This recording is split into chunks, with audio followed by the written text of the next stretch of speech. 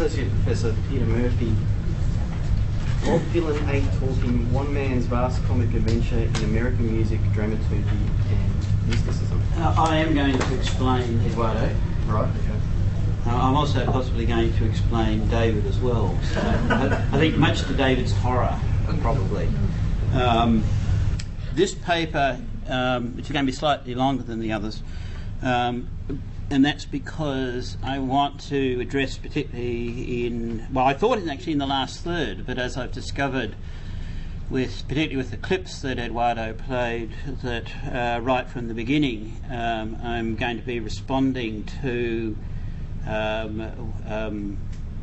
Eduardo's paper on John Cage, and later on, towards the end of the paper, I'm going to be raising the issue of the interrelationship between music and the sacred, or music and the divine.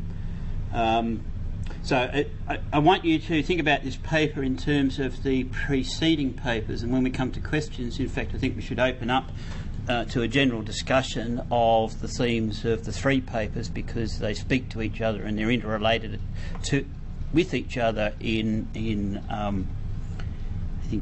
quite deep ways.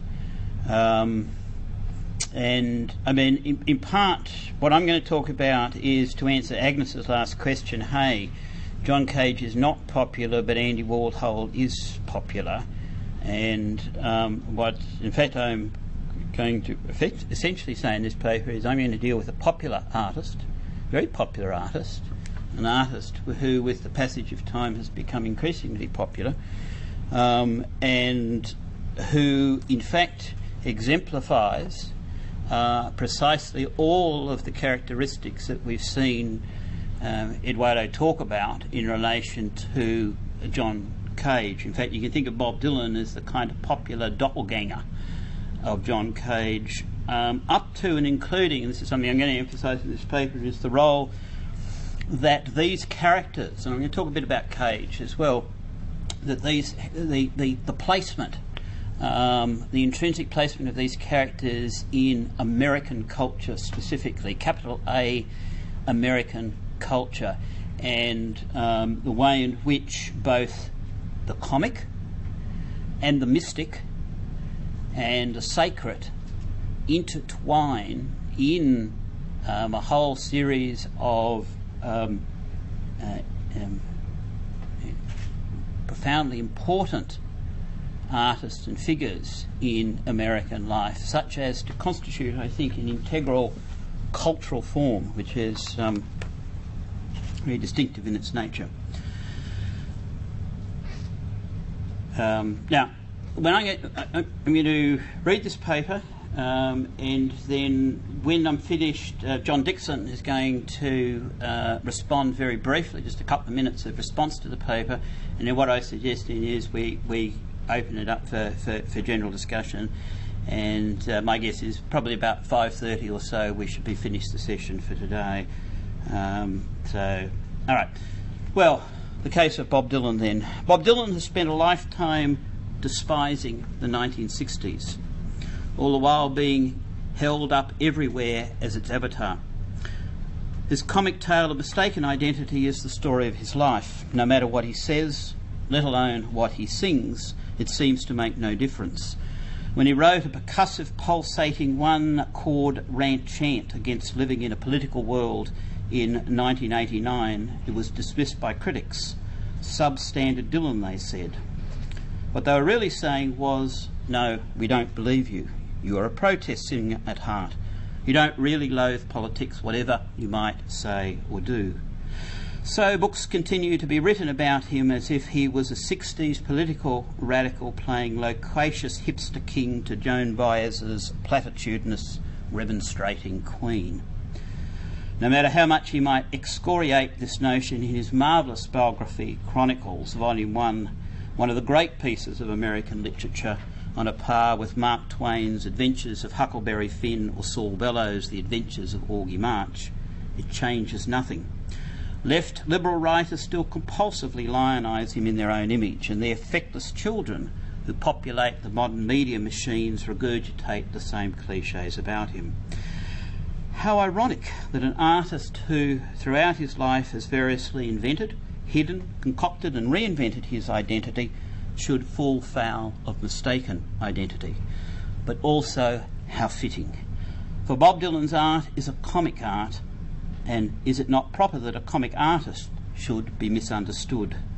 Is that not the point of their art? Is not the double meaning of things, the gap between the artist's meaning and the understanding of their audience, somehow the essence of comedy? In tragedy, the artist and the audience knows a terrible thing will befall the character on stage. Oedipus wanders in confusion, yet Sophocles and his audience grasps what is going on. The central character is condemned by fate. There is a transparent, knowing consensus about this between artist and audience. They share the foreknowledge of horrible things to come. In comedy, in contrast, the artist pulls the leg of the audience. The comic artist is a tease and, like Aristophanes, openly debunks and hounds the audience. Bob Dylan is a masterful exponent of this reprobate art. He has spent a lifetime tormenting his audience, confounding them, annoying them, ignoring them, playing tricks on them, dissembling his own character on stage to fool them, clowning with that character, impersonating his own self and making it appear and disappear. And this is essentially Cage's minimal self at work. Comic characters occur in pairs. For example, the battling pairs like Charlie Citrine and von Humboldt-Fleischer in Saul Bellows' Humboldt's Gift, or adventure-bound pairs like Huck Finn and Jim. Dylan is a bit of both. Here's a Picaro whose adventure in music is at the same time a mock-serious battle with his audience, or rather with his first audience, his audience, who loves him as much as he despises them, which is a lot, and who can love him only because they misunderstand him. His audience is like an idiot sidekick, a collective bumbling fool who follows him much to his ever so slight disgust through life. His audience has all the comic intellectual vices: pomposity, obsession, zeal, and so on. As the Picaro moves on down the road, you can see him vicariously hitting these numbskulls around the head, telling them, "Don't think twice, it's all right, but you have just kind of wasted my precious time." Occasionally they yelp in complaint, and yet they come back for more, because he is their hero and they really do not understand who he is. They are clueless. Their collective bottom lip dropped in disappointment when their idol, tired of his audience's half-witted political demands, produced the soft-toned post-1968 albums New Morning and Nashville Skyline that were filled with country waltz tunes. Yet the irony of this is that so many of the older songs that his audience adored were in fact spiced-up country songs.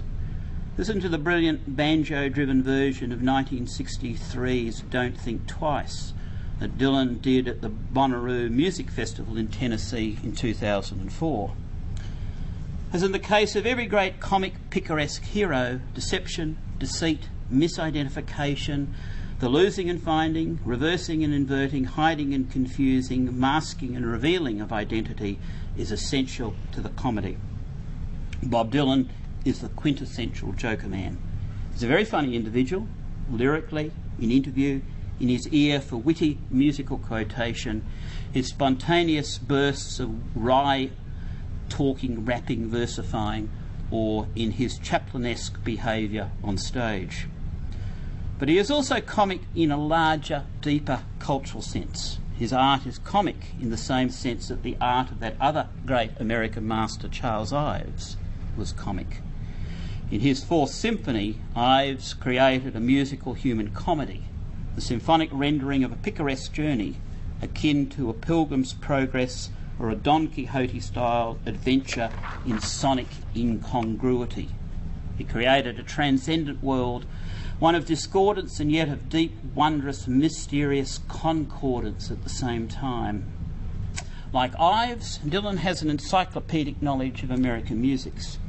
And his own music is littered with tiny rippling echoes of this giant national storehouse of folk ballads, hymns, Civil War songs, country folk blues, urban electric blues, country and western bluegrass, dust bowl folk, Tin Pan Alley, Broadway, gospel, jazz, beat, crooning, Tex-Mex, big band, rhythm and blues, pop music, reggae, rap and all the rest. Listening to Dylan, you hear endless teasing, skipping reels of rhyme, almost imperceptible fragments of sounds that are dimly familiar and yet seem to belong to an unknown, elusive past or an inscrutable, mythical realm. In this, Dylan again is like Ives. Both are magpies, both pick the eyes out of the demotic music that they like, and both weave the pilfered, gorgeous offcuts of their culture into unutterably original, fiercely great creations. Dylan freely appropriates other people's melodies, chord changes, rhythm patterns and tonal and textual phrases. These pepper his works. He gleefully points out where he has taken stuff from.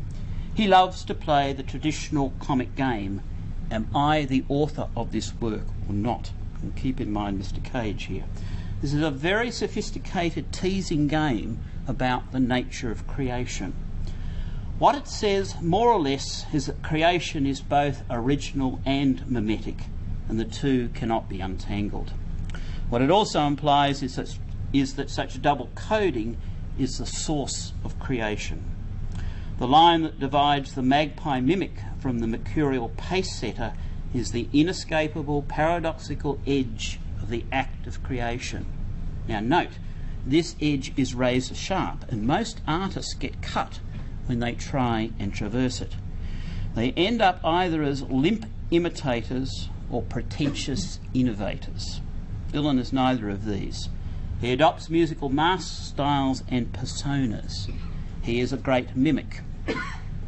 And keep in mind here the minimal self. He is a great mimic, but he is also unmistakably Mr. Dylan whatever he does. Not, mind you, Robert Zimmerman, a person that long ago disappeared, overtaken by a lifetime of touring, play acting and tall storytelling. Keep again in mind the notion of the minimal self. But it is notable that the tall stories he made up about himself when he was a young artist on the make, many of them hilariously improbable, turned out to be true. In these stories he always cast himself as the orphaned hobo, the rolling stone, on the road forever, the picaro that in fact he became. Bob Dylan is the Augie March of American music. He is a Bolovian character engaged in an endless, relentless, picaresque journey through the vast landscape of that country's music, adopting and re-adopting one musical character type after another. A wanted man, pursued by his original fans, the egregious 60s protest generation, whose idolatry he reviles. A musical chameleon, an evasive, shape-shifting, identity-changing, metamorphosing character. Keep again in mind the minimal self.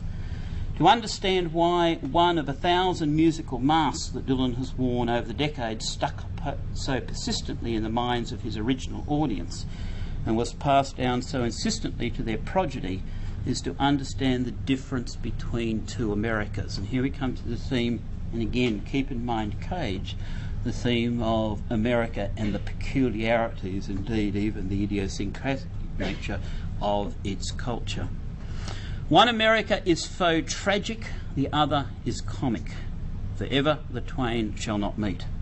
Dylan's original audience, his first champions, were existential romantic believers in cheap tragedy without consequence. They were members of the original black armband generation. For this audience, tragedy meant that the world had gone wrong and that ordinary people on the world stage were doomed without knowing it, victims of false consciousness. The audience, in sharp contrast, was an elect, exempt bunch.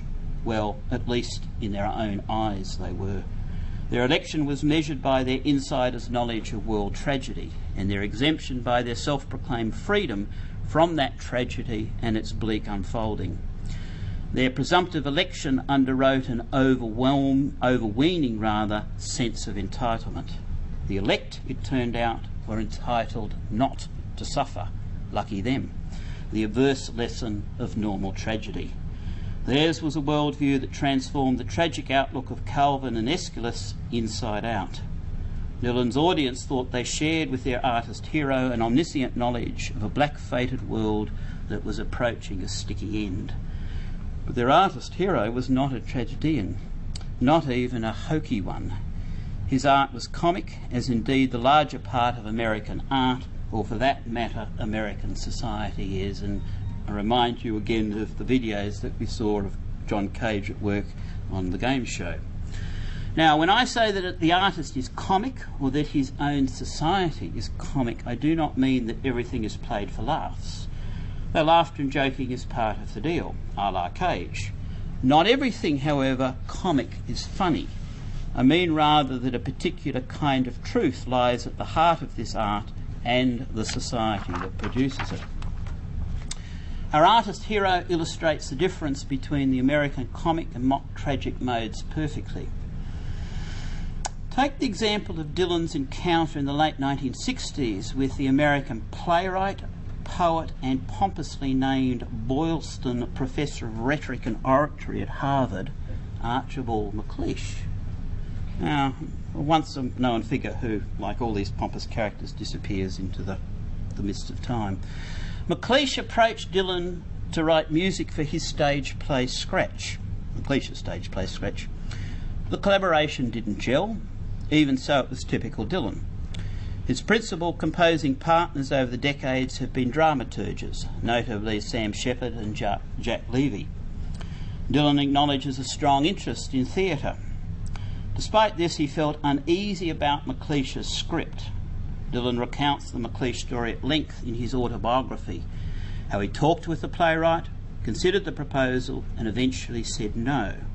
Some songs written with the play in mind, though, ended up on Dylan's 1970 album New Morning. Now, there's a telling passage in Dylan's autobiography that explains his equivocation about MacLeish's overture. Let me quote from Dylan here. "The play was conveying some devastating truth," Dylan writes, "but I was going to stay far away from that. Truth was the least thing on my mind, and even if there was such a thing, I didn't want it in my house. Oedipus went looking for truth, and when he found it, it ruined him."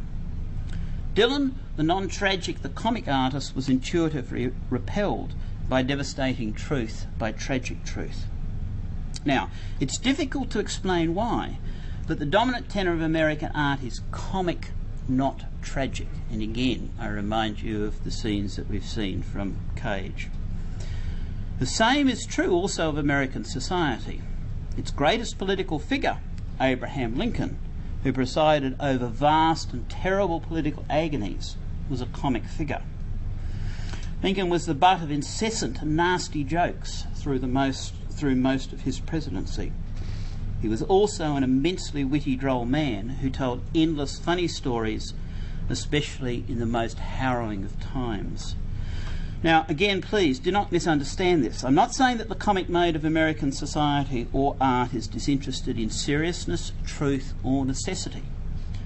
On the contrary, it is very interested in those things. You will find fate, pain, death, and destiny all essayed immaculately, whether it is in the case of Abraham Lincoln or Bob Dylan. But it is equally clear that comic truth is not tragic truth, and that comic destiny is not tragic destiny. Comic truth, unlike tragic truth, is ambidextrous. It is a truth that is a lie at the same time.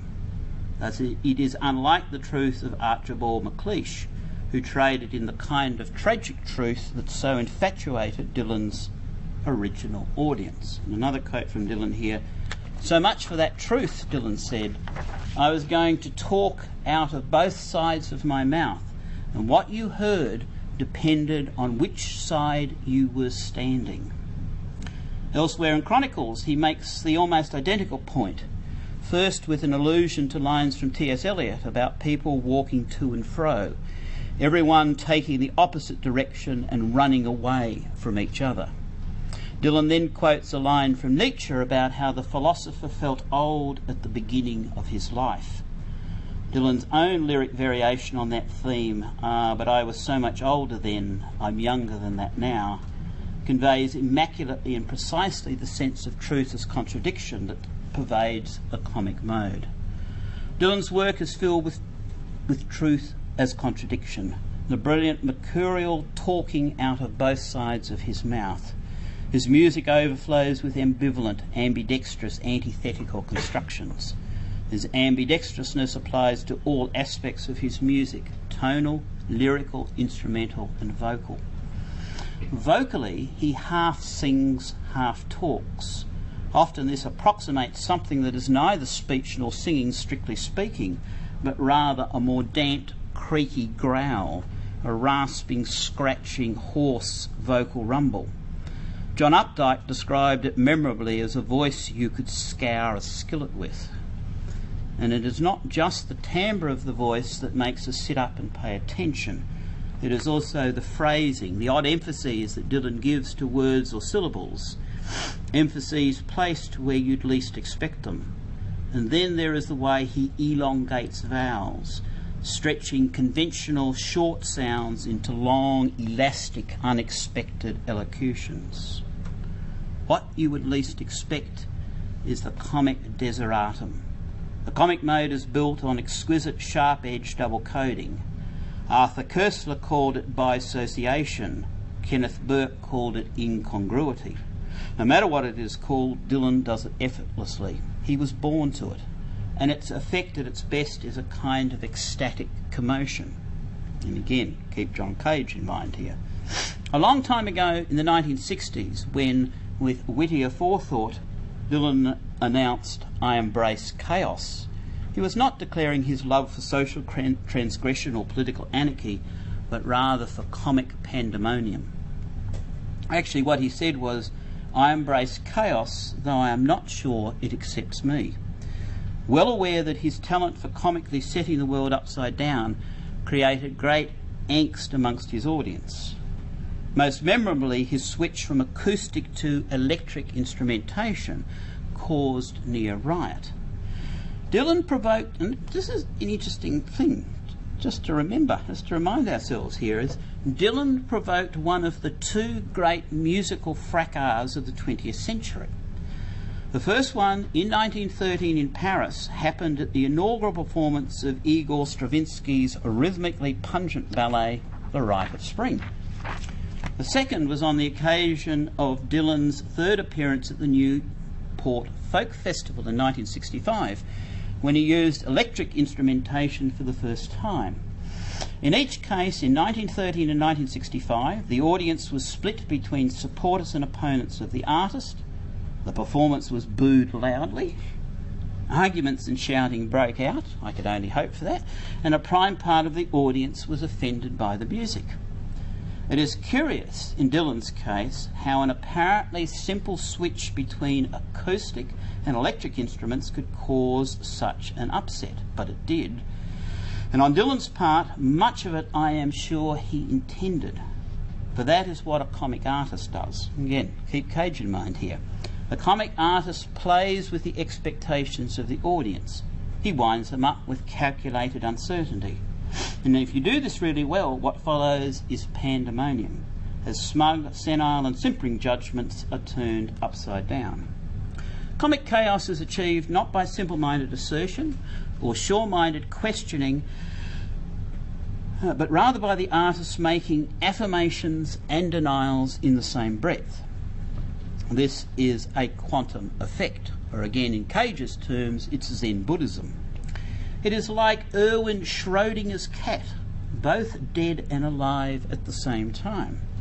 Possibly the most significant thing that Dylan did at Newport in 1965 was to return to the stage and play an acoustic coda. This was not a concession to the grumblers off stage, but a sly restatement of what caused the fuss in the first place, the unsettling thought of an acoustic come electric quantum coexistence. Unsettling at least if you are a prosaic soul who thinks that something cannot be alive and dead at the same time. Mind you, it was not just the quantum confusion of acoustic and electric performance that ignited the Newport audience. The booing of Dylan began a few bars into the first song of his set, Maggie's Farm. That song was its own incitement to mayhem. Maggie's Farm deviously took the piss out of his audience. The sanctimonious, sandal-wearing Newport crowd thought of Dylan as a protest singer. It was one of the many ways his audience misunderstood him. Forgive the double negative, but I don't mean that he wasn't a protest singer. He was. Bob Dylan is always what he is not. And in order to achieve that, you have to be a minimal self. Conversely, if not perversely, he is also always not what he is. He is a great impersonator. Again, to do that, you have to have a minimal self. Always two people at one time. An endlessly, deliciously, wickedly bifurcated identity is the nature of a great comic character. And a niggling intuition of that, I'm suggesting, also raised the ire of his Newport audience. Yes, he was a protest singer, but a singer of comic protest songs. Maggie's Farm is a classic of the type. Such songs can have a very serious edge, but they're not serious in an earnest, faux tragic way. They're not solemn or serious in that thin-skinned, moralising, pompous way that invites, indeed, positively demands satire. Now, satire is where Dylan began. His first compositions were topical songs laced with awe-shucks humour and surreal wit, low absurdity essentially. And he gradually upped the ante, moving into ever more sophisticated terrain. A great impersonator began to use his enormous empathetic powers to create extraordinary songs about individual souls cruelly treated. The lonesome deaths of Hattie Carroll and Hurricane notable amongst them. Their themes are poignant, even magisterial, but their template is comic. They are not songs sung for a pedant's cause. And again, keep John Cage in mind here. Right? This is music, art and culture that disdains ideology of any kind. There's no ideology in them. They are inspired rather by that most classic of comic ideas, the protestation against cruelty. There is seriousness in this, but also sly humour, as Dylan reminds us when he sings in exactly the same manner about the fate of that nice, neighbourly New York gangster Joey Gallo, what made them want to come and blow you away. The comic artist is always an imposter. The imposter of necessity despises engagement. Keep again Eduardo's thoughts about John Cage in mind. Comedy is a function of distance, of seeing things one step removed. It is not surprising then when, in 1963, $100 a plate Liberals presented him with the Tom Paine Award. And Dylan made an acceptance speech explaining how he understood the mind of John F. Kennedy's killer. We see both the comic tease and the great impersonator at work here. By all accounts, Dylan is a man with an ultra-sensitive nature. He can imitate any soul, mafia boss, poor black woman or presidential killer. But even when it is at its most serious and stately, the comic mode is always double-coded. It always distances the artist from himself. And again, keep Cage in mind here, and us from our own selves. Comic art is not an art of engagement. The latter is for black-shirted, unhappy people. From the template of Hattie Carroll, Dylan moved on to create songs of abstract comic protest. Landmarks amongst them the aforementioned Maggie's Farm, and later Dear Landlord, and then songs of abstract comic relief. The former addressed to universal types, wry protestations against the miser or the slave driver. The latter, like the surrealist epic The Chimes of Freedom, capture immaculately the intangible sense of the generalised human striving for freedom and release. These songs are universal in spirit. They are tied to no particular cause or circumstance. The yearning for release animates the greatest comic works.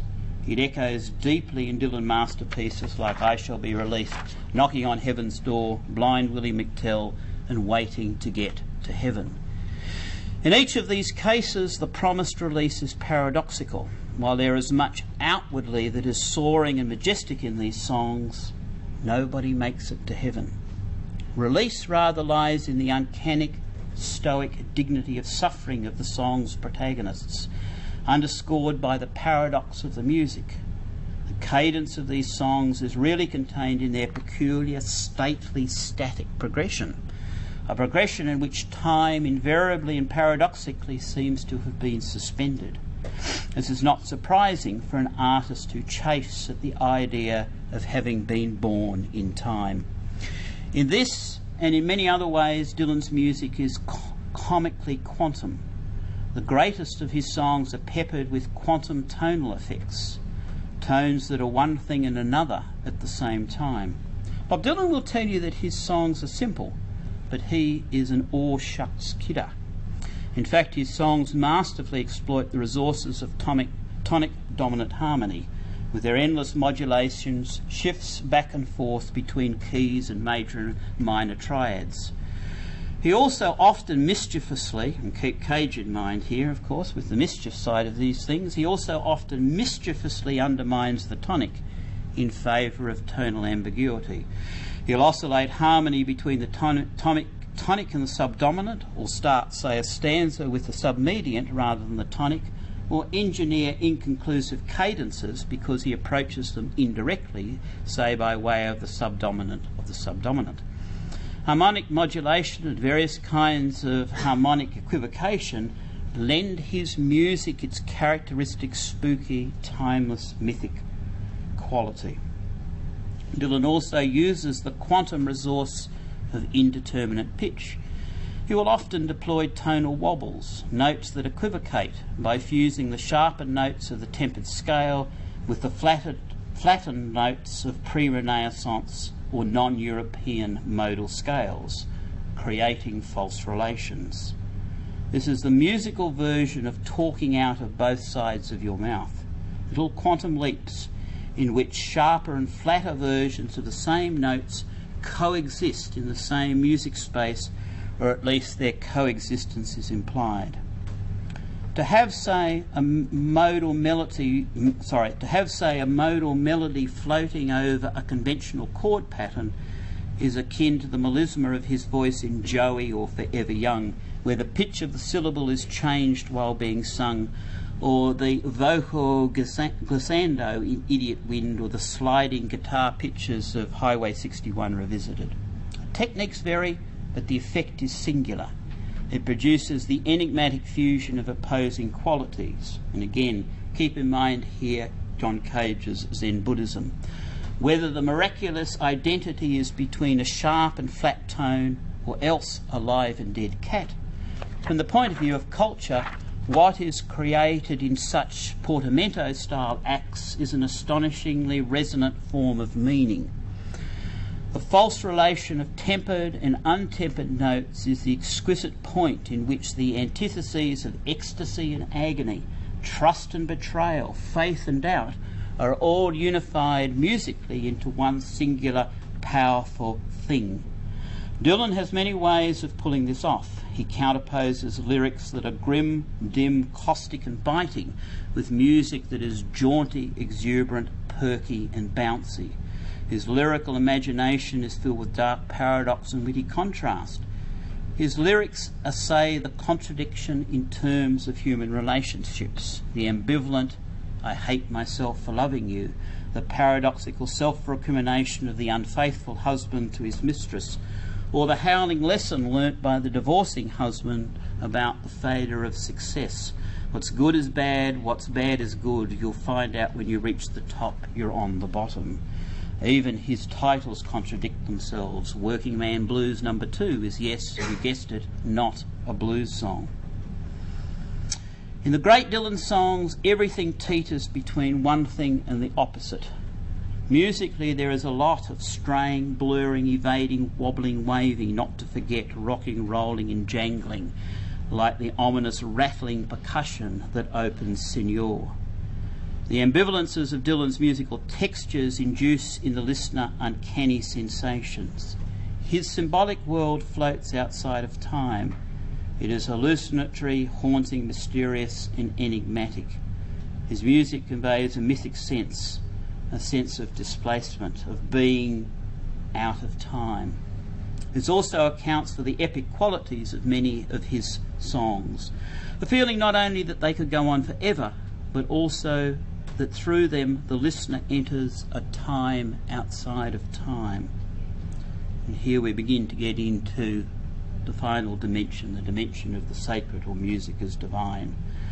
The time of his long-form songs, from Desolation Road to Brownsville Girl, from Sad-Eyed Lady of the Lowlands to Highlands, is a time of eternal return, the mesmerising, mystical, mythic, non-progressive time of culture.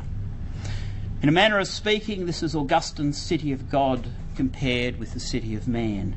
And yet Dylan's time out of mind is neither this worldly nor otherworldly. Rather, it is the epic time of the picaresque hero, the comic Odysseus, who is in the world but not of the world. In Bob Dylan's case, it is as if Cervantes had spent his lifetime playing Don Quixote. Comedy it might be, light entertainment it is not. The Picaro knows death and destiny. He is the wandering Jew become the Augustinian Jew, haunted by a Calvinist sense of necessity.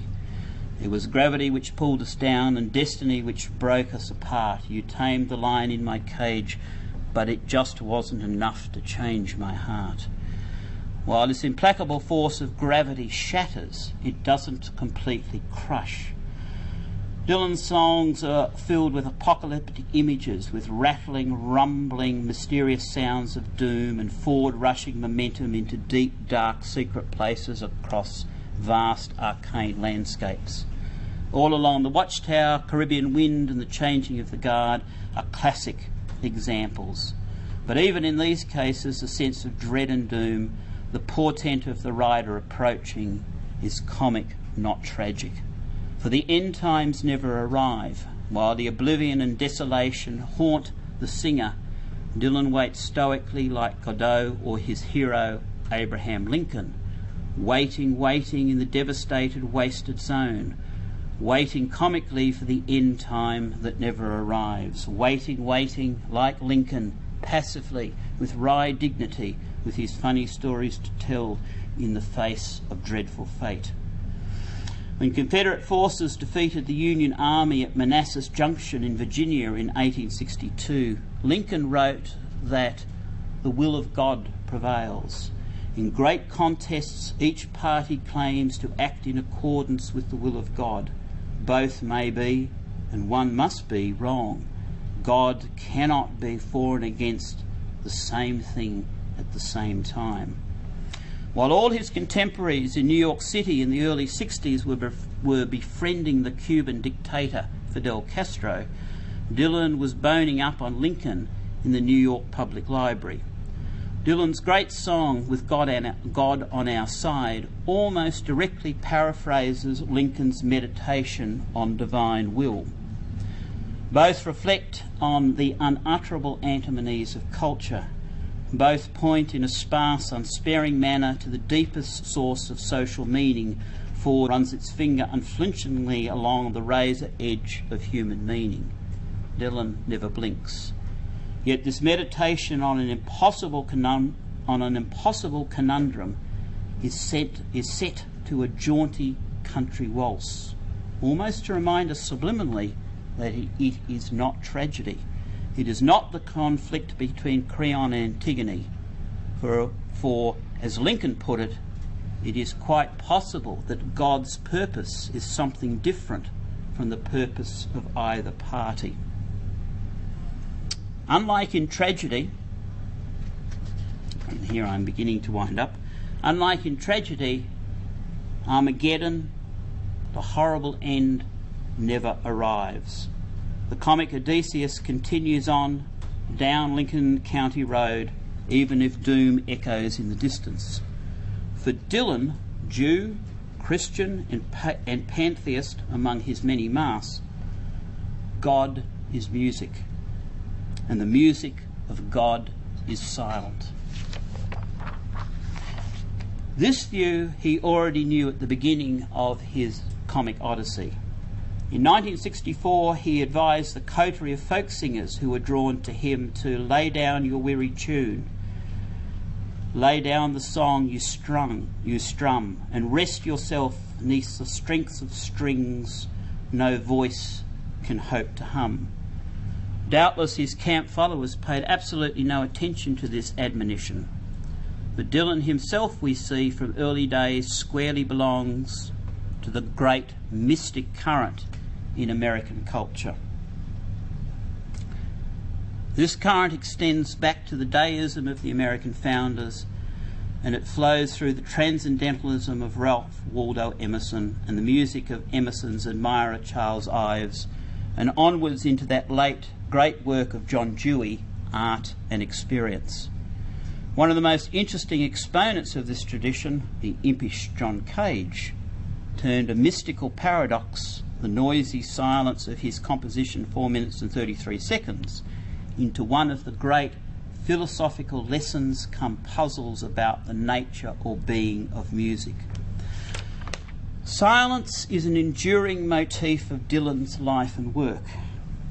His late career masterpiece, Ain't Talking, culminates a lifetime of doing exactly that, not talking, either to his musicians, his band members, his producers, or even his friends. The typical descriptions of him by those who fall into his company are withdrawn, awkward, secretive, introverted, painfully shy, and bashful. This is in part the function of a supersensitive nature, the nature of an impersonator chameleon who can adopt all personas, the nature, in other words, of a minimal self. Withdrawal is necessary in order for such an impressionable, that is to say Lockean or Humean, nature to survive. But withdrawal is also a condition of the possibility of thinking.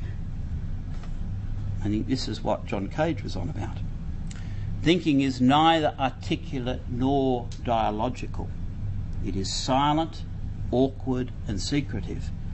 It is not an inner conversation but a mute background hum. Contemplation, as we used to say before modern times. In Dylan's case, more often than not, a thoughtful replaces conversation. A vague guttural murmur, a murmur, more physiological than anything.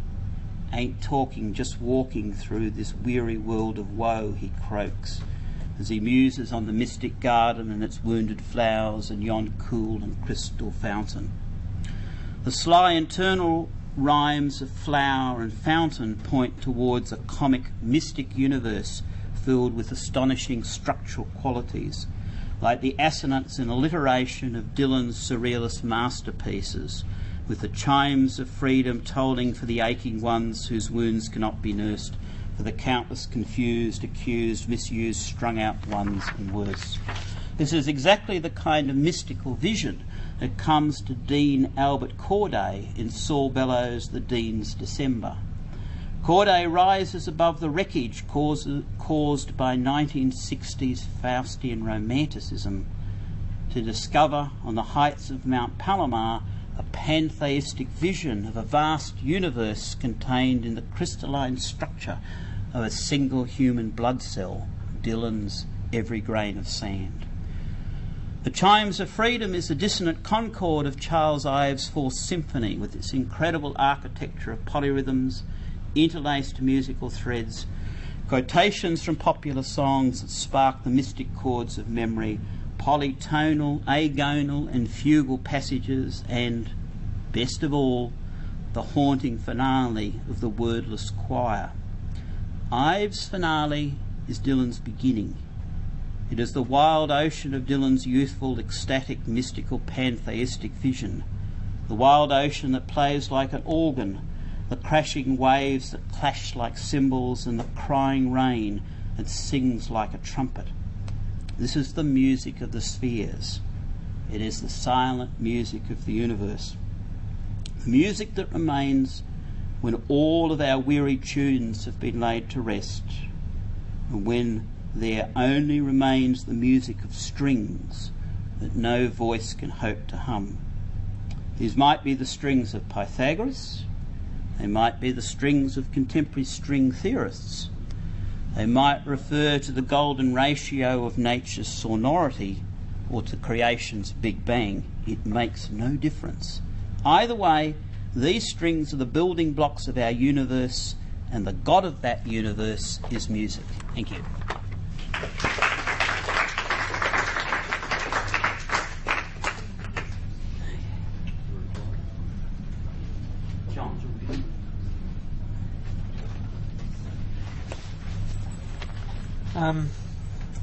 Thanks to Peter for asking me to respond. I'll keep it short because I know you've been sitting down for a while and the hour is getting late. I'll start my response from an unusual vantage point for this topic, with a critique of the changes in sensibility and music that occurred with Dylan at the forefront, namely Alan Bloom's condemnation from above the cultural shift of the 1960s, from a position that would, unfortunately for the fate of his message, come to be known as neoconservative. Bloom recognised in the 1960s that for his students, music was no longer seen as entertainment, but rather that the meaningful inner life of his students was with the music, and that there was no countervailing nourishment of the spirit. But Bloom, crotchety old man that he is, misses the point. He goes on to describe rock in purely coarse and Dionysian terms.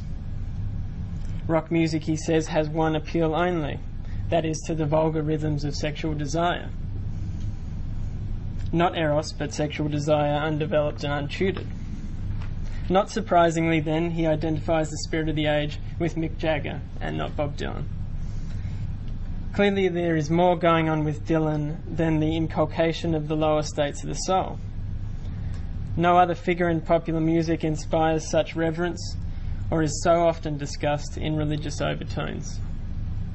In his chronicles, Dylan repeatedly uses the word archaic to describe his voice, to describe his music, and one might easily impute his concerns. I think this is what Archibald MacLeish was getting at when he told Dylan he reminded him of an Old Testament prophet, and what Peter intended when he wrote that Dylan's music conveys a mythic sense, a sense of displacement, of being out of time, or as Dylan himself might have it, time out of mind. And that's why I love this paper. It articulates some of the background intuitions I've had about Dylan's voice and music since I was first converted to it by listening to his versions of Negro spirituals and working men ballads on his self-titled first album. Never, I thought, has a 21-year-old man sounded so old and so full of experience. And it's easy to trace the line that from those renditions to Dylan at his most archaic, the all-encompassing apocalyptic vision of the hard rains are going to fall, written only 2 years later. But back to Peter's paper. What I took from it above all was the image of the comic Odysseus spurning his original audience, and with them his perceived social and political responsibilities. And I agree that this is the most fertile ground for an exploration of Dylan's character. As Joan Baez would tell people who harangued her for Bob's presence at marches, "He never came, you morons." I think what grates him most is their sense of ownership and his sense of absolute revulsion every time he's introduced as the spokesperson for a generation. To this he responds with more enigmatic artistic pursuits and a personal unattainability that he nurtures because his life seems to depend on keeping himself to himself. The Judas moment, the famous Judas moment in the Electric Concerts, then is about Dylan's reclamation of his mission to be himself, or as the chameleon Dylan would have it, his freedom to endlessly keep becoming himself. So Dylan is a rolling stone with a vague sense of mission. So you may ask, what is new? What I think Peter draws out in his paper is that Dylan is more like Huck Finn than Jeremiah. And that brilliant epitaph for Dylan, the dealer in paradox and mystery, for Dylan, the walking, talking contradiction, for Dylan, who is so elusive with ultimate meaning, for Dylan, who is so reluctant to be pinned down and drawn into dialogue and analysis, so much for that truth, I was going to talk out both sides of my mouth, and what you heard depended on which side you were standing. I agree. Dylan is a comic artist. His battle with his audience is serious and a joke at the same time, and while he is a joker, his material is often not a laughing matter. His truth is often a contradiction. Ironically, though, as I was thinking about what I was going to respond with, and going against the grain of what I've said so far, the Dylan I go back to is the stereotype Dylan, the Dylan of his primary audience, the righteous, the times they are changing Dylan, the one where he is so young but sounds so old. I imagine that I might have been on the wrong side of the history if I'd been in the crowd at Newport in 1965. Because this is the Dylan he's spent the rest of his life trying to escape. But I was so much older then. I'm younger than that now. He had to let that persona go, and after reading Peter's paper, I think I might be able to as well.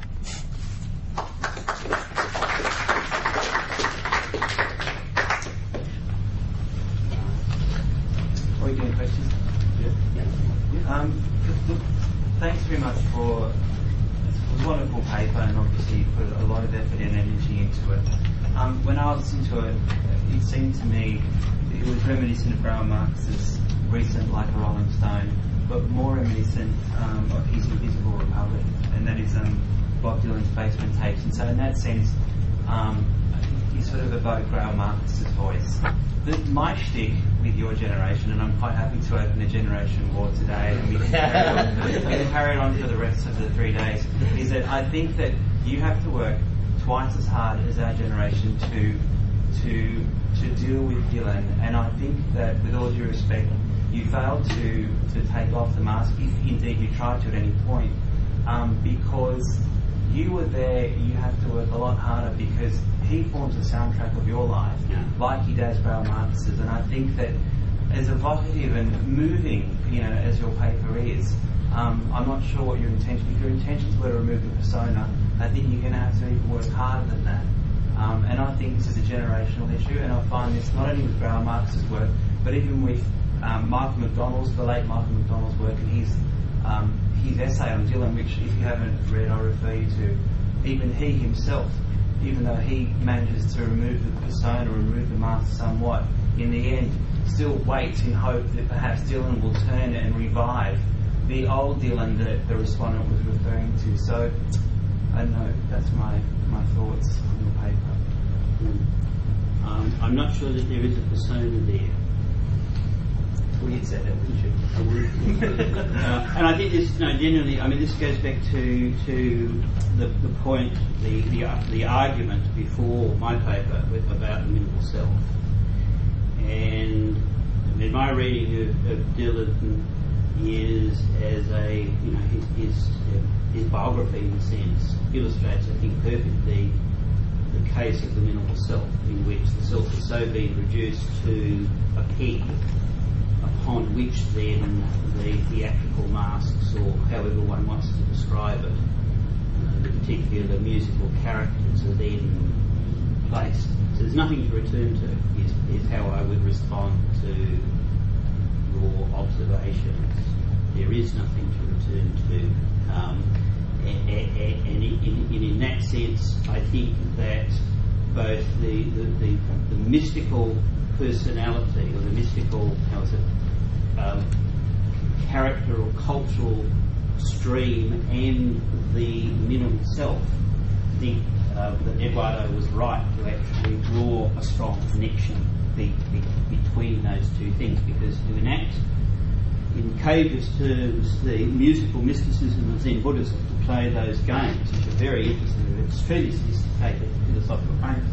Dylan too plays games all the time, lyrically, musically, and so on. In order to play those games, there has to be, in some sense, nothing inside. Not literally nothing, but a minimal self which allows you to stand on, both sides of an opposition, and feel comfortable being on both sides of that opposition, to be, the secular and gospel at the same time, to use one of the sort of many sort of games that Dylan has played through his life. Or, the Cage is both the serious composer, but at the same time the Joker, who's up on the game show playing the game show and doing both, being a comic character, but at the same time making some quite serious musical points as he's going along about, the time of music and so forth.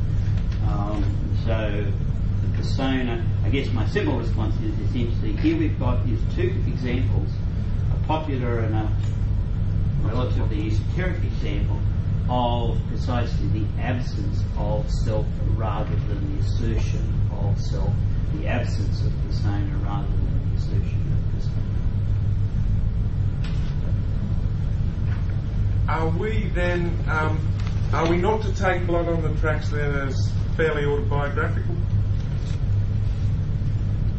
That's a really interesting question. Which would suggest that there is a man there married to a woman. Yeah. And, it might be the prime autobiographical moment of Dylan's thing. So I was prompted to think that when you say there's nothing there, because there can't be nothing there. He's a guy, who has a mum and dad, and has children, and all of that. So we could be getting just a little bit, I understand the minimal thing. I thought that was an interesting argument too, because I can see the minimal self. Now, is that the title of a book by Cage? Is that Christopher Lash. Christopher Lash. Yeah, because I understand the minimal self when you can say, look at Cage, say, and go, okay, he got into Zen Buddhism, and my understanding of that, which is pretty dilettantish, is to say that we must sort of, reduce ourselves and become one with the universe. You take 433 and you go, boy, talk about removing yourself. There's nothing there. I'm a big fan of Cage for all of that too. But then on the other hand, you can say the minimal self. Well, he's a media star and he's playing comedy on the thing and all that. And I can understand the idea of a minimal self-application to Dylan because he is so chameleon-like, although I might see him at sometimes being someone who's done what he saw as necessary at a certain time. When he was kind of polemically political, it was really necessary probably for someone like him who was game to do it, and then he left it to all his disciples who did it however they did it. But so I get back to Blood on the Tracks, and there's a Let me answer the question, because it is an interesting question, and my answer is this, is that because you're raising the question between the biography on one hand and art on the other hand, and the condition of the success of the artist in this particular case has been, in a sense, to give up the self, and that's very clear in the biography. Yes, there's a marriage, but it's the marriage that collapsed. There's a serial marriage, there are serial girlfriends, but this is a personality who essentially, obsessively, has turned himself into what he imagined himself when he was 16 or 15, which is the Picaro on the road forever. He performs 100 concerts a year. Okay, think of the amount of time that you spend not with other people in that circumstance, that you spend essentially by yourself. And this is somebody, I guess, in a sense, who has, in order the condition of the art, is the one who's given up the self in the sense that, you and I would understand the self as somebody who goes home, and apparently he's very good with his kids and so on, but up to a point. Okay, but you can see where the point is clearly drawn, that the condition of art, and in a companion paper, this is what I say. In fact, the condition of art is that you have to give up the self. I mean, you've got a choice; it's one or the other, but you cannot have both. So, in a sense, that's my answer to it. Do you think he's like? See, we could do duonology forever. No. It's always a good fun sport. Okay. But he's sort of, that's a self-sacrifice in as much as he would look at himself and go, I am a fucking genius. I have got to commit myself, 95% to this gift that I've got. This comes back to the question of charisma and the charisma of the artist. I don't mean charisma in the sense of, I'm a self-promoting personality and so on. but part of the charismatic act here is precisely, in religious terms, self-denial, and this does come out, I think, biographically and also musically in the art, that there is an important sense of self-denial in what's going on. And I think that the larger significance of this is, and to take us away from the biography, the pairing of the two papers here, the Cage paper and the Dylan paper, I think illustrates that we're not dealing here with just an idiosyncratic biography, but there are larger cultural forces operating. And this is the point of mysticism, okay? The point of mysticism is to abandon yourself, to give it up, to get rid of it. And I think there are really strong indications that this guy has actually done that. That you would find it very difficult to. It would be hidden and buried deeply in the mists of time. Basically, Agnes. It's not about Bob Dylan especially, but about what you said about giving up personality. Yeah. Because I think that basically all comic artists create a persona, which are not themselves. That's right. They're different from persona. Buster Keaton, Chaplin, Woody Allen, everyone creates a persona. But what are creating persona and personas? And this persona lives for other people, the audience, others. That it means that they give up themselves.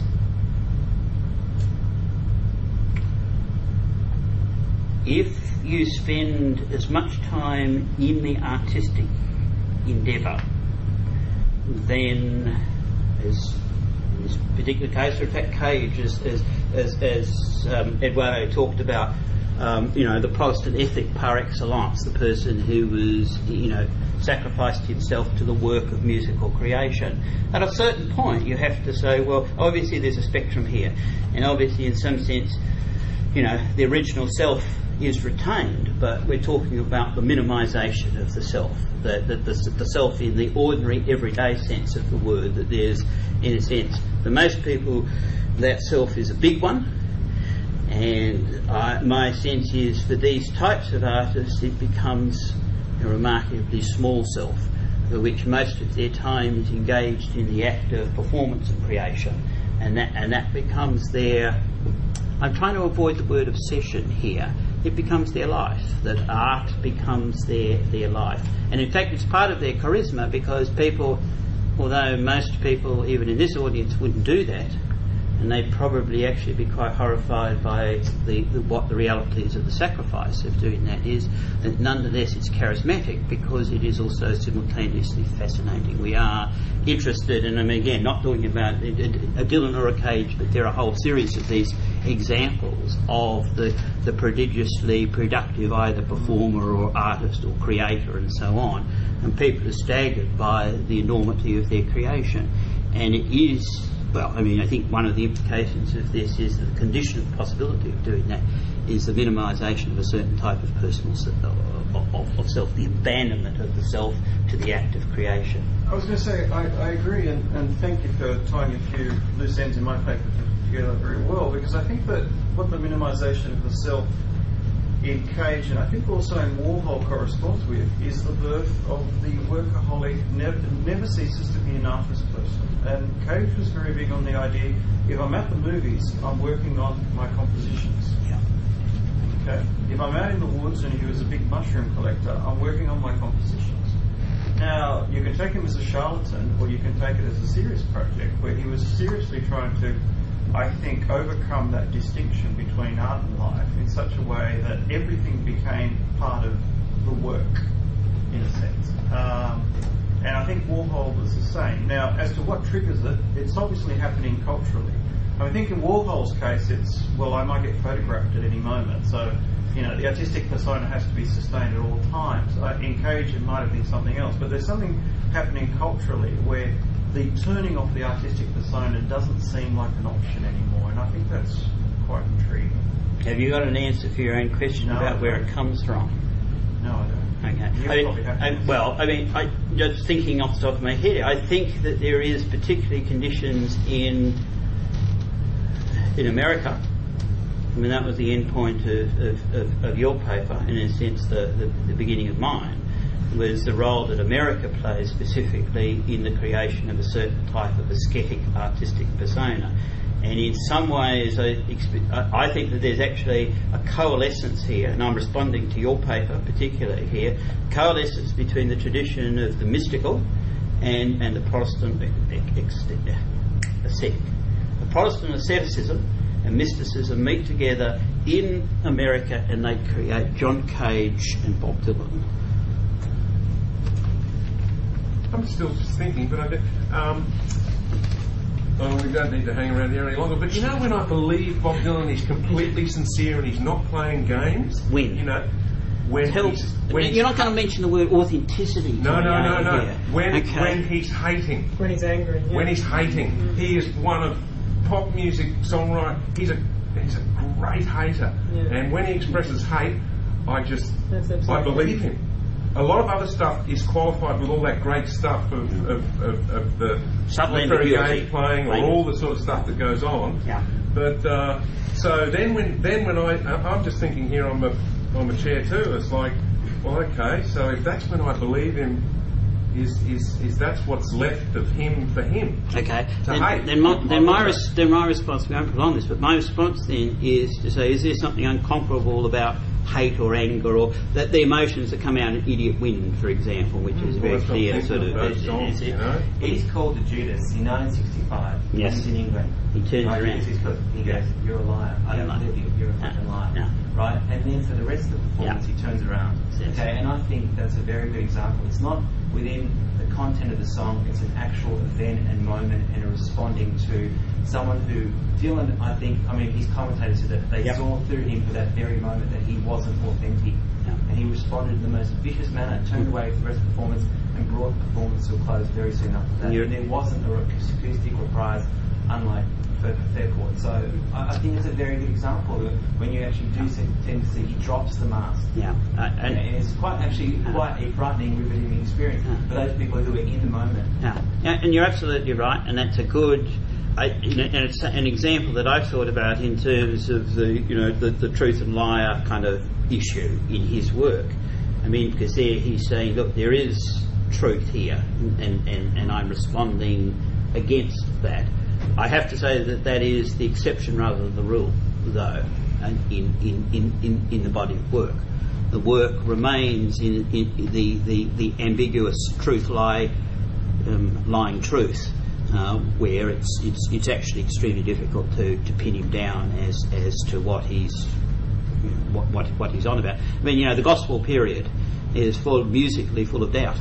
Basically, it's the classic sort of faith-doubt paradox sort of permeates that period. I mean, if you were looking for, in a sense, intellectual, spiritual, or religious truth, you would look at that period as a starting point, and you find that in so many ways the songs, even when they're vocally saying one thing, they're musically saying the opposite thing, and vice versa. So the example you raised is absolutely spot on, but I think it's the exception rather than the rule, and perhaps maybe Idiot Wind is, but even in that case there's lots of musical complexity there that I think would be less clear cut than the example the gentleman at the back raised. Anybody got any observations? I won't prolong this, but any observations about the nature of the divine and the sacred in music as it's come up today? David has. I thought you might. Earlier on in your paper, you talked about the kinds of music he refers to. Exactly. And I'm thinking of this enormous religious creativity. I would say from the War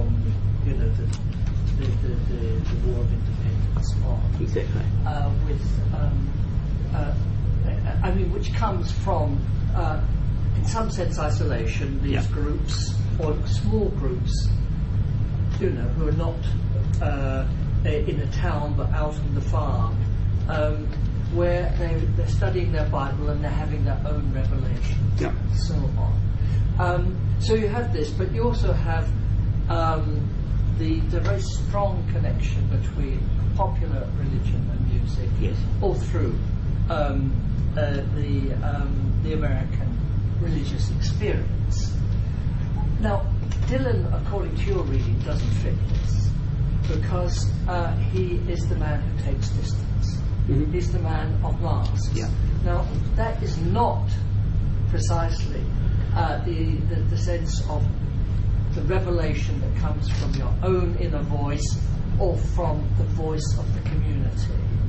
And therefore, if he's sacred, it's within a cosmos, Yep. where there has to be the Joker God as well. Exactly.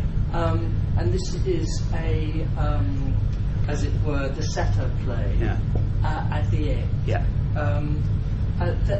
So it seems to me he is exceptional in that sense, if you want to tie him to the religious tradition. I think I'll give a brief response to that. I think that there are a number of religious traditions in the American context, all of which are culturally significant because religion and culture are closely related to each other, and they are driving forces. One of them, but not the only one of them, is the mystical tradition, and but it's not associated with music. So perhaps with Cage, but well, I mean, Cage Ives is and John Coltrane. sorry, John Coltrane. John Coltrane. A lot of that free And jazz. welcome other examples from the Well, audience. a lot of the free jazz, which our English friend mentioned before, became a totally very spiritual thing. And those guys had come out of, I guess, traditional African American religious background, Baptist Christianity, going into becoming black Muslims in the 60s. Yeah. And that's sort of weird because I hear that. I mean, I'm someone who listens. There's about 3 people in Australia who can actually sit down and listen to free jazz. But I derive spirituality from it. And I don't call it religion. For me, it's spirituality. No, fine. But the question is still: is this kind of jazz, for instance, is it in the form of the Joker? The one who played the mask, the music. Oh no, I don't. See, I in don't other think words, so. you're all associating it with the direct voice, the self-expression, and authenticity, whereas Peter is constructing the opposite type of personality. I think, Peter, that what you said in relationship of Dylan and the religion can be very, very fitted in the philosophy of Kierkegaard. Exactly. Because in Kierkegaard, humor, and children, are basically the prelude to the religious attitude. The end of the religious is humor and pseudonyms. And you appear in a mask. Exactly. And so Climacus is a mask for a person who is close to the religious. Anticlimacus is also a mask. So to be a mask in modern religiosity.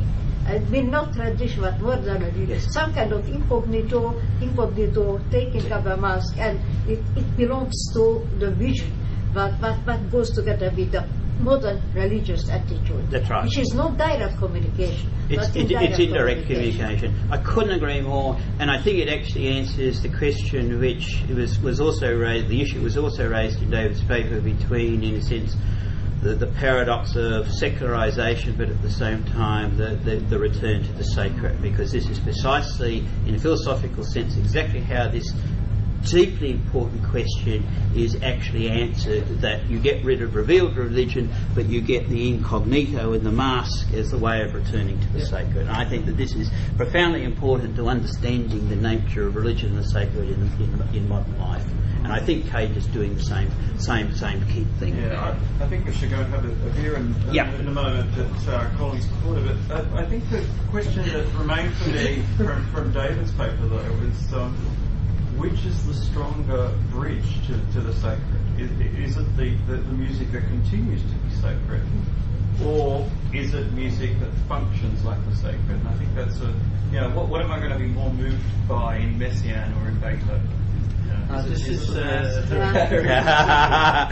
think that's an intriguing question about the role that music plays in modernity. And an impossible question to answer is exactly the place to end, I would think.